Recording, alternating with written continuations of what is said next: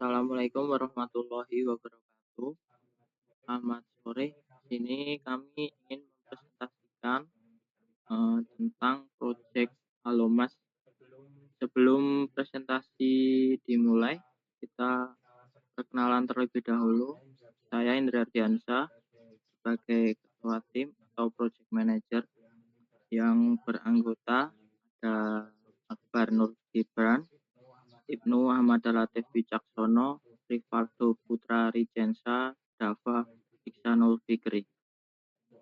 Untuk Halo Mas sendiri, latar belakang dan rasionalisasi ada 4 poin. Poin pertama, penyampaian aspirasi masyarakat yang kurang efisien. Yang kedua, banyak aspirasi tidak tersampaikan atau tidak ditindaklanjuti. Sulitnya pejabat daerah memantau laporan masyarakat secara sistematis. Yang terakhir, proses komunikasi dua arah antara masyarakat dan pemerintah kurang cepat. Untuk tujuan proyek Halo Mas sendiri ada 4 poin. Untuk yang poin pertama, menjadi wadah komunikasi dua arah antara pemerintah daerah dan tentunya masyarakat Sleman. Untuk yang kedua, mempermudah masyarakat dalam menyampaikan aspirasi, laporan, dan saran. Untuk yang ketiga, menyediakan informasi daerah terkini seperti berita, program, atau beasiswa, dan layanan publik. Untuk yang terakhir, meningkatkan transparansi publik terhadap kebijakan pemerintah atau survei kebijakan pemerintah. Untuk yang keempat, ruang lingkup cakupan proyek yang termasuk dalam pekerjaan. 1. Pengembangan antarmuka web menggunakan HTML, CSS, dan JavaScript. Kedua, pengembangan backend dengan PHP atau MySQL untuk pengelolaan data laporan dan pengguna. Ketiga, penerapan fitur laporan. Kedua, pengembangan backend dengan PHP atau MySQL untuk pengelolaan data laporan dan pengguna. Ketiga, penerapan fitur pelaporan, peta interaktif dan halaman informasi layanan publik. Keempat, modul autentikasi login atau register untuk admin dan pengguna.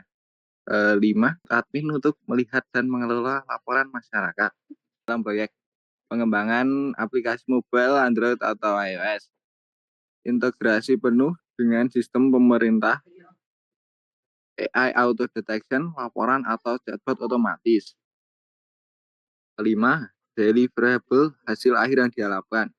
1. Dokumen analisis kebutuhan perangkat lunak. 2. Dokumen desain sistem. UL use case activities quiz ERD. Ketiga, prototipe aplikasi Halo Mas front end dan back end dasar. Keempat, yang terakhir, laporan akhir proyek dan presentasi UTS. Untuk yang 6 ada stakeholder utama. Untuk nomor 1 ada stakeholder masyarakat Sleman, perannya sebagai pengguna utama aplikasi dan kepentingannya sebagai mendapat akses informasi publik, layanan pelaporan, dan respon cepat dari pemerintah. Untuk yang kedua ada stakeholder pemerintah Sleman, perannya sebagai pihak penerima laporan dan pengelola data, kepentingannya sebagai mempercepat pemrosesan laporan dan meningkatkan transparansi layanan publik. Untuk yang ketiga ada nama stakeholdernya adalah tim pengembang Halo Mas, perannya sebagai developer dan desainer sistem, kepentingannya sebagai mengimplementasikan fitur sesuai kebutuhan pengguna dan menjaga kualitas sistem. Untuk yang ketujuh ada metodologi pengembangan. Metodologi yang digunakan adalah Agile Scrum karena proyek ini membutuhkan fleksibilitas, iterasi cepat, dan perbaikan berkelanjutan berdasarkan feedback pengguna. Dan tahap-tahap utamanya yang pertama ada produk backlog untuk mengumpulkan kebutuhan fitur Halo Mas. Yang kedua ada sprint planning untuk menentukan fitur apa yang dikerjakan per minggu. Yang ketiga ada sprint 1-2 minggu untuk pengembangan fitur secara bertahap. Untuk yang keempat adalah daily stand up untuk monitoring progress tim. Dan yang kelima ada sprint review untuk demo hasil pengembangan. Dan yang terakhir ada sprint retrospektif untuk evaluasi dan perbaikan sprint berikutnya. Untuk yang ke-8 ada timeline atau jadwal proyek. Untuk minggu pertama aktivitasnya adalah analisis kebutuhan sistem dan observasi pengguna. Deliverable-nya untuk dokumen SRS atau analisis kebutuhan. Minggu kedua ada aktivitas desain sistem, UML, ERD, arsitektur, wireframe, dan UI. Deliverable-nya sebagai diagram, UML, ERD, dan desain UI. Minggu ketiga aktivitasnya adalah pengembangan front-end menggunakan HTML, CSS atau Tailwind, dan JavaScript. Deliverable halaman UI, beranda, laporan, login. Minggu keempat ada pengembangan backend menggunakan PHP dan MySQL. Deliverable fitur pelaporan, autentikasi database. Minggu kelima ada integrasi sistem dan uji coba atau testing. Deliverable prototype aplikasi fungsional. Untuk yang keenam perbaikan sistem, dokumentasi, dan persiapan presentasi. Untuk nomor 9, sumber daya dan teknologi. Jenis pertama, bahasa pemrograman menggunakan HTML, CSS atau Tailwind, JavaScript, dan PHP.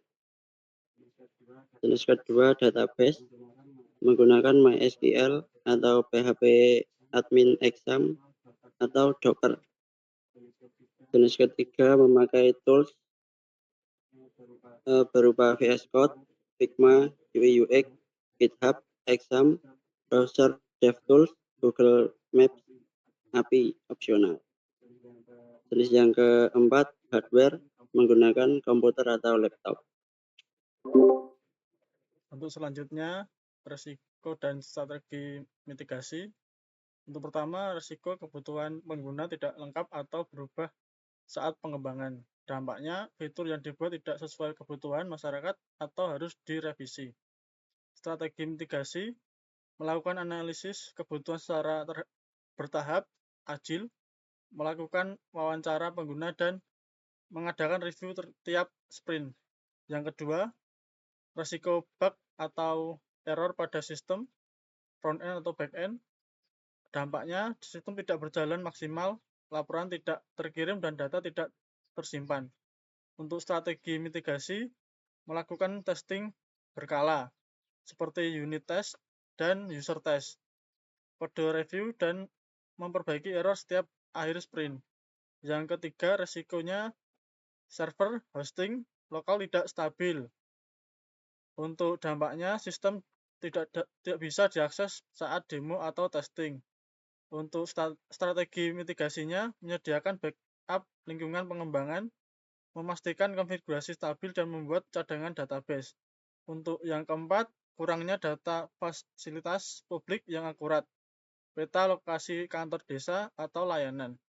Untuk dampaknya, informasi yang ditampilkan tidak valid, menurunkan kepercayaan masyarakat atau pengguna.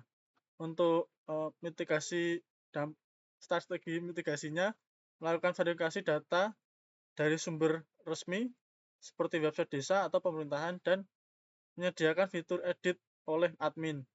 Yang terakhir, dampaknya keterbatasan waktu pengerjaan. Selanjutnya, untuk dampak, fitur tidak selesai tepat waktu.